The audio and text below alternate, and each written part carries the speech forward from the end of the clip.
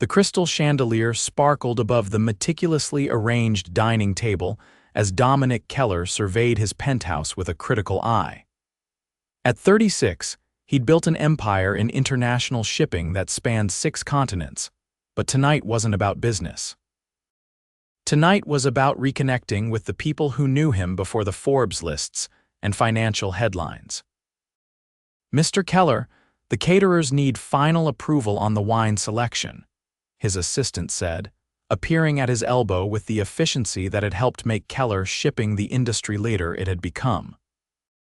"Tell them the 82 Bordeaux for dinner and the Dom Perignon for toasts," Dominic replied, straightening his navy blue tie. "And Rebecca, I've told you when it's just us, it's Dom."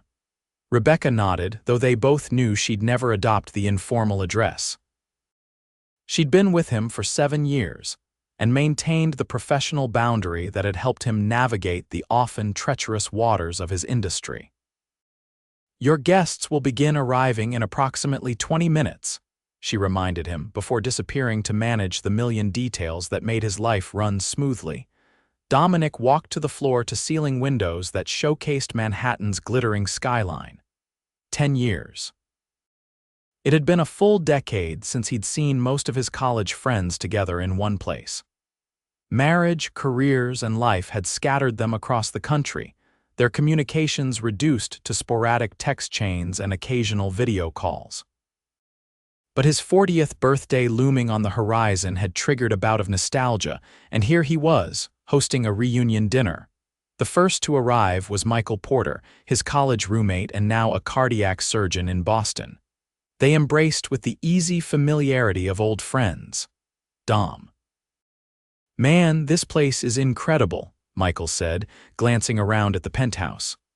"Though I expected nothing less from the guy who turned a small family shipping business into a global empire." Dominic laughed. "You're not doing so badly yourself, Dr. Porter." "Saving lives while I'm just moving cargo around."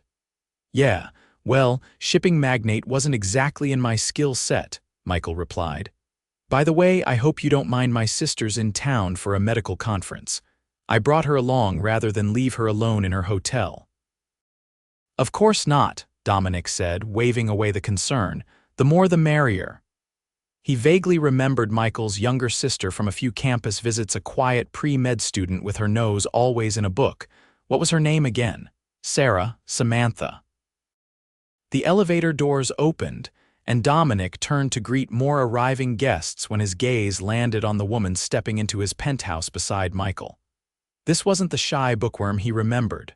Dr. Sophia Porter walked into the room with the quiet confidence of someone completely comfortable in her own skin. Her dark hair fell in loose waves past her shoulders, and her emerald green dress complemented her hazel eyes. "Dominic, you remember my sister Sophia?" Michael said, gesturing between them. "Of course," Dominic replied, extending his hand. "Though I believe you were still finishing up undergrad the last time we met." Sophia's handshake was firm, her smile genuine. "And now I'm running the pediatric neurology department at Chicago Memorial." "Life has a way of moving forward, doesn't it?" "That it does," Dominic agreed, finding himself momentarily captivated by her direct gaze. "I'm glad you could join us tonight, Dr. Porter." "Sophia, please," she corrected. "I hear Dr. Porter all day at work." The elevator announced more arrivals, breaking the moment. Dominic reluctantly turned to greet his other friends, but throughout the cocktail hour that followed, he found his attention repeatedly drawn to Sophia. She moved through the room with ease, engaging in conversation with his friends and their partners, laughing at old stories about Michael that made her brother groan in mock horror. When they finally sat for dinner, Dominic found himself seated opposite Sophia, with Michael to his right. The conversation flowed as easily as the wine, years melting away as they reminisced about their college days. "Remember when Dom convinced the entire economics class that he was the TA's cousin?" James laughed. "The professor was livid when he found out." "In my defense," Dominic said, raising his glass, "I was trying to get information on the final exam for all of us. My altruism was severely underappreciated." Always the strategist, Sophia observed with an amused smile. Were you already planning your business empire back then? Dominic met her gaze over the rim of his wineglass. Not exactly. I was just trying to save a scholarship that required maintaining a 3.8 GPA. The family business was struggling, and college was a luxury we could barely afford. I didn't know that, Michael said, looking surprised. Dominic shrugged. Not something I advertised. My father had overextended, taking loans to expand just before a recession hit. We were one bad quarter away from bankruptcy. Yet here you are, Sophia said quietly. What changed? Hard work, some lucky breaks, and learning from my father's mistakes, Dominic answered. When I took over after graduation, I focused on establishing specialized shipping lanes that larger companies overlooked. Found niche markets, built relationships, reinvested profits instead of taking on debt. He paused, but enough about business. I want to hear about everyone else's lives. As the others shared their stories of marriages, children, career milestones, and everyday challenges, Dominic noticed how Sophia listened intently to each person, asking thoughtful questions that showed genuine interest. When it was her turn, she spoke passionately about her work with pediatric patients, the challenges and rewards of helping children with neurological conditions. What about you, Sophia? Jennifer, James's wife, asked. Any special someone in your life? Dominic found himself unexpectedly interested in her answer. Sophia smiled. My last relationship ended about a year ago. He was a cardiothoracic surgeon who couldn't understand why I wouldn't switch specialties to something with more predictable hours. She shrugged. He thought pediatric neurology was too demanding. His loss, Dominic said before he could stop himself. Sophia looked at him, surprise flickering across her face before she smiled. Thank you, I think so too. The evening progressed to dessert and after-dinner drinks, the group eventually migrating to the living room where the conversation continued. One by one, his friends began making their excuses: early flights, babysitters to relieve, long drives ahead.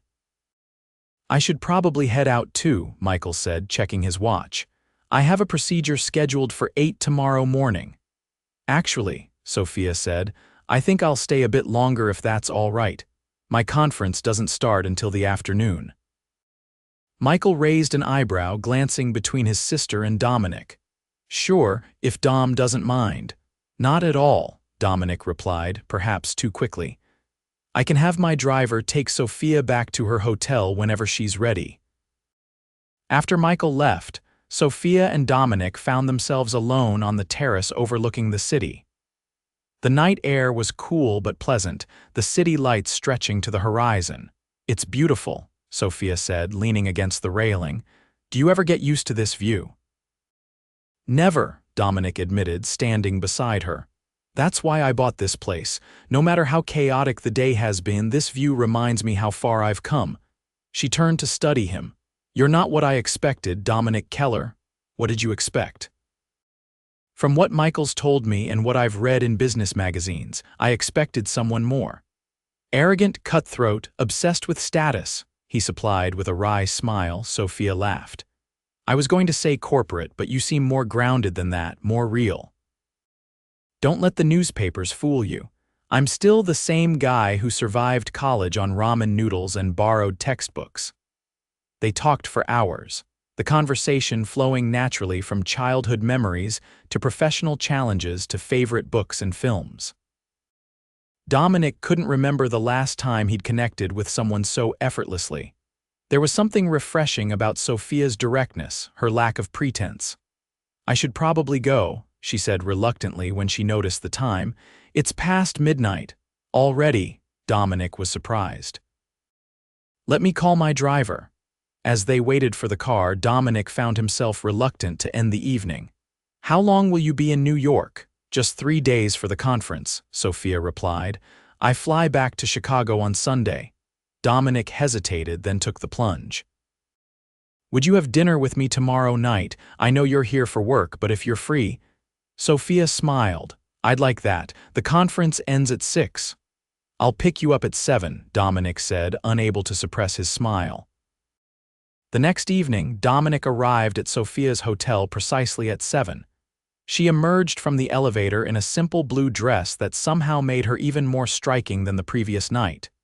"You look beautiful," he said sincerely. "Thank you," she replied with a smile.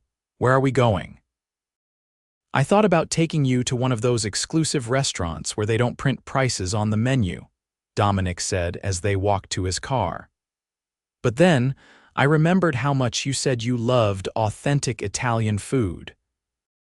So we're going to a little place in the village that makes pasta the way my grandmother used to." Sophia's face lit up. "That sounds perfect."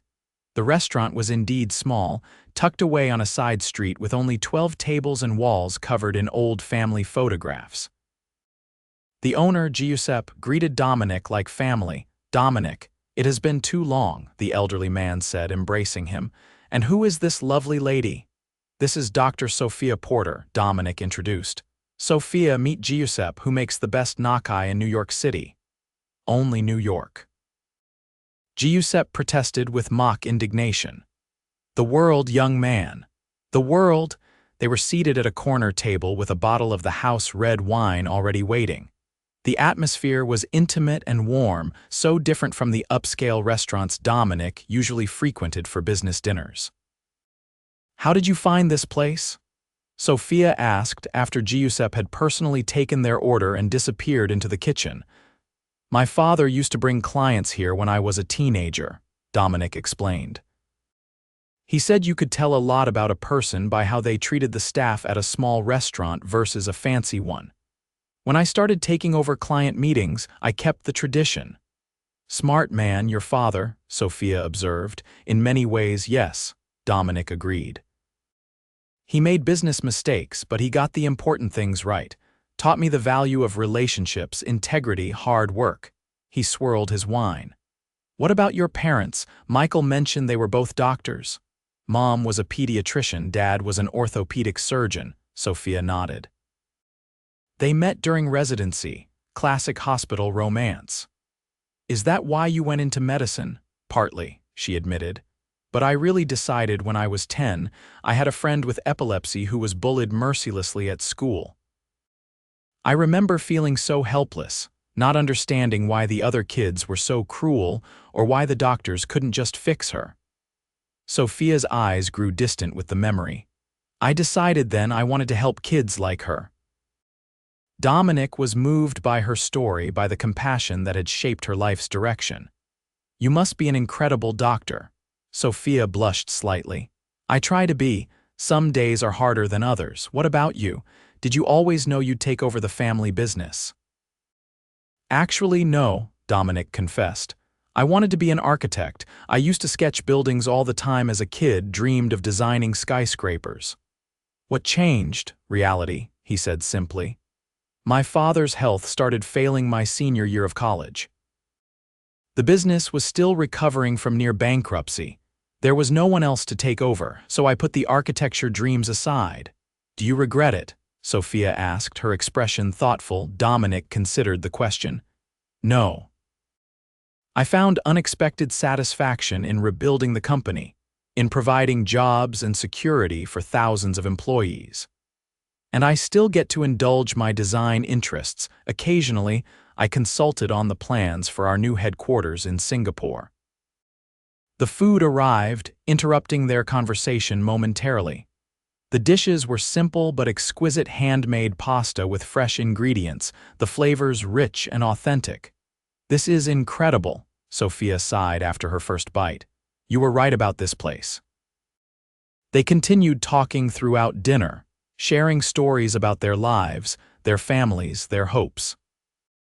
Dominic found himself telling her things he rarely shared with anyone, his concerns about balancing business growth with environmental responsibility, his conflicted feelings about his wealth, his desire to make a meaningful impact beyond just accumulating more success. Sophia listened without judgment, offering insights that showed both her intelligence and her empathy. When she spoke about her own life, Dominic was struck by her dedication to her patients, her resilience in the face of professional challenges, and her refreshing honesty about her own shortcomings. "I tend to be too hard on myself," she admitted. "Michael says I'm my own harshest critic." "I understand that," Dominic said. "When you set high standards for yourself, it's easy to focus on what you haven't achieved rather than what you have." After dinner, they decided to walk for a while, neither ready to end the evening. The streets of Greenwich Village were alive with the energy of a Friday night, musicians playing on corners, couples strolling hand in hand, cafes spilling light and laughter onto the sidewalks. "This reminds me of when I was in residency," Sophia said as they walked. "I'd have one night off after working 80 hours, and I'd just walk around the city, watching people living their normal lives. It made me feel connected to the world outside the hospital." "I know what you mean," Dominic said. "Sometimes I spend so many hours in meetings and on calls that I forget there's a whole world outside those conference room windows." They stopped at a small jazz club where they sipped cocktails and listened to a talented quartet. Dominic couldn't remember the last time he'd felt so at ease, so present in the moment rather than planning his next move. When they finally returned to Sophia's hotel, Dominic walked her to the lobby. "I had a wonderful time tonight," he said. "So did I," Sophia replied, her eyes meeting his. "Thank you. Would it be presumptuous to ask to see you again tomorrow?" Dominic asked. "I know you're here for the conference, but maybe after." Sophia smiled. "Not presumptuous at all. I'd like that." Dominic hesitated, then leaned in slowly, giving her time to step back if she wished. She didn't. Their kiss was gentle, a perfect ending to a perfect evening. "Good night, Sophia," he said softly. "Good night, Dominic." The next day dragged interminably for Dominic. He tried to focus on work emails that needed responses, reports that needed reviewing, but his thoughts kept drifting to Sophia. At 6, he received a text. "Conference just wrapped. Free whenever you are." They spent that evening exploring more of the city, Dominic showing Sophia his favorite hidden spots that most tourists never discovered. They found a rooftop garden atop an old apartment building, accessed through a friend's art studio. They ate street food from vendors Dominic had been visiting for years. They talked and laughed and gradually built a connection that felt both exciting and comfortable. Sunday arrived too quickly. Sophia's flight was scheduled for 4 p.m., leaving them only the morning together. Dominic took her to brunch at a quiet restaurant overlooking Central Park, the autumn leaves creating a tapestry of reds and golds. "I don't want you to go," Dominic admitted as they lingered over coffee. "I don't want to go either," Sophia said, her hand resting on his across the table. "But I have patients waiting for me tomorrow." "I understand," he said, and he did. Her dedication to her work was one of the things he admired about her. "But I want to see you again, soon." "Chicago and New York aren't that far apart," Sophia pointed out. "And I believe they've invented these amazing things called airplanes." Dominic laughed. "I've heard rumors about those." He grew serious. "I have meetings in Chicago next month, but that feels too long to wait." "It does," she agreed. "What if I come next weekend?" he suggested. "I can fly in Friday night, leave Sunday evening, if you're not on call." Sophia's smile was answer enough. "I'm not on call, and I know some excellent restaurants in Chicago that might even rival Giuseppe's." "I doubt that," Dominic teased, "but I'm willing to be proven wrong." At the airport, standing as far as he could go without a boarding pass, Dominic held Sophia's hands in his. "These past 3 days have been incredible," he said. "They have," she agreed. "I didn't expect this when Michael dragged me to your dinner party." "Neither did I." He kissed her softly. "Safe flight. I'll call you tonight." "I'll be waiting," she promised before reluctantly heading toward security. Dominic watched until she disappeared from view, already counting the days until Friday. The week passed in a blur of meetings and phone calls, with nightly conversations with Sophia that often lasted hours. They learned more about each other: her love of classical music, his collection of rare books, her inability to cook anything more complicated than pasta, his secret talent for playing the piano. Friday couldn't come fast enough. Dominic's private jet landed in Chicago just after 7, and Sophia was waiting at the private terminal, her smile brighter than all the runway lights. That weekend set the pattern for the months that followed. Alternating visits between Chicago and New York, discovering each other's worlds, building a relationship that grew stronger with every meeting. They faced the challenges of distance with determination and creativity. Surprise deliveries on stressful days, falling asleep on video calls, sharing the small moments of their lives through texts and photos. 3 months into their relationship, Dominic was in meetings with his executive team when his phone buzzed with Sophia's custom tone. He excused himself to take the call. "Dominic." Her voice was tight, controlled in a way that immediately concerned him. "What's wrong?" he asked, stepping into an empty office. "It's Michael. He collapsed during surgery, heart attack." She took a shaky breath. "I'm at Boston General now. They're saying it's serious." "I'm on my way," Dominic said without hesitation. "My plane can be ready in 30 minutes. Text me the hospital details." He returned to the meeting long enough to explain the emergency, delegated his responsibilities, and was in the air within the hour. When he arrived at the hospital, he found Sophia in the cardiac ICU waiting room, her face pale with worry. "Hey," he said softly, wrapping his arms around her. "Any updates?" She shook her head against his chest. "He's still in surgery. They're doing a triple bypass." Dominic held her, offering silent support as they waited for news. When the surgeon finally appeared, exhaustion evident in his posture, they stood together. The surgery was successful, the doctor told them. "It was touch and go for a while, but he's stable now. The next 24 hours will be critical, but I'm cautiously optimistic." The relief on Sophia's face was palpable. Dominic kept his arm around her waist, steadying her as the emotional adrenaline began to fade. "Can we see him?" she asked. Briefly, the surgeon nodded. "He won't be conscious yet, but you can go in for a few minutes." In the ICU, Michael lay surrounded by machines, tubes, and wires, a stark contrast to the vibrant man Dominic had known for almost 20 years. Sophia approached her brother's bed, taking his hand carefully between the Roman 4 lines. "I'm here, Michael," she said softly. "You're going to be okay." Dominic stood behind her, his hand on her shoulder. In that moment, watching her strength in the face of fear, he realized something profound. He loved her. Not just the exciting beginning stages of romance, but the deep, enduring kind of love that wanted to face life's challenges together. The next 2 days were a blur of hospital waiting rooms, coffee from vending machines, and brief visits to Michael's room as he gradually improved. Dominic canceled all his meetings, focusing entirely on supporting Sophia and coordinating with Michael's colleagues to ensure his patients were covered. On the 3rd day, Michael was awake and coherent enough to notice Dominic's constant presence.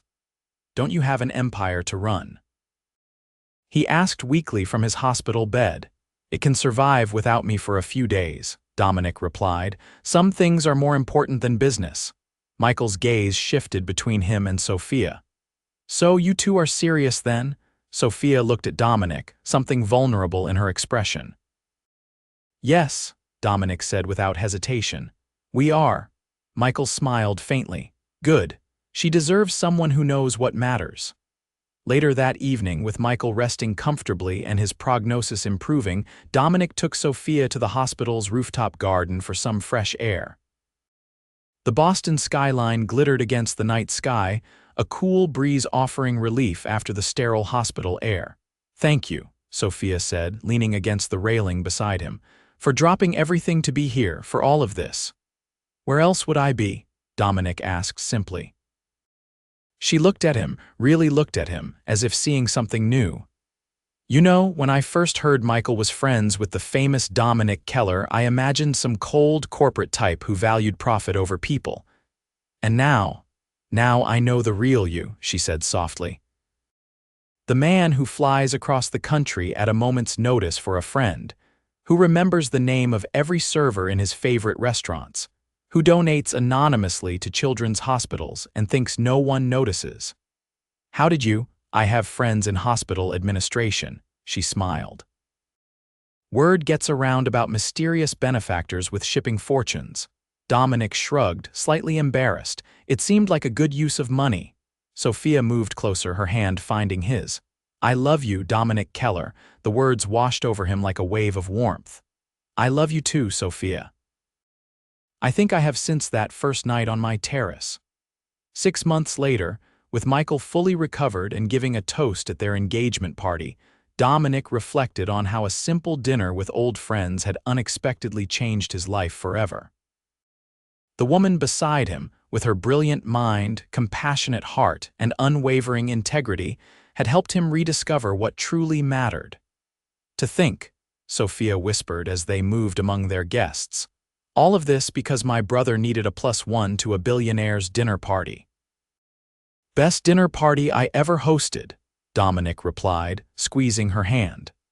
A year after that fateful dinner, they were married in a ceremony that balanced elegance with intimacy, just family and close friends on a vineyard in Napa Valley. Dominic had restructured his business operations, establishing a co-CEO to allow him more flexibility to split time between New York and Chicago. Sophia continued her work with pediatric patients, while also establishing a foundation with Dominic to improve neurological care for underserved children. Did you ever imagine this would be your life? Sophia asked as they danced at their reception, her wedding dress shimmering in the golden light. Never, Dominic admitted, holding her close. I thought I had everything figured out, the business, the goals, the 5-year plans. Then you walked into my penthouse and turned it all upside down in the best possible way. Careful, she teased. You're starting to sound like a romance novel. Maybe I am, he laughed. The billionaire who hosted a dinner for old friends and never expected his friend's sister would steal his heart. Well, when you put it that way, Sophia smiled, reaching up to kiss him, it does have a nice ring to it. As they swayed beneath twinkling lights, surrounded by the people they loved, Dominic Keller, who had once measured success in contracts signed and profits earned, knew he had found something infinitely more valuable. A partner who challenged him, inspired him, and loved him not for his wealth or status, but for who he truly was. And in Sophia's eyes, he saw not just their present happiness, but their future, a lifetime of adventures, challenges overcome together, and love that would only deepen with time.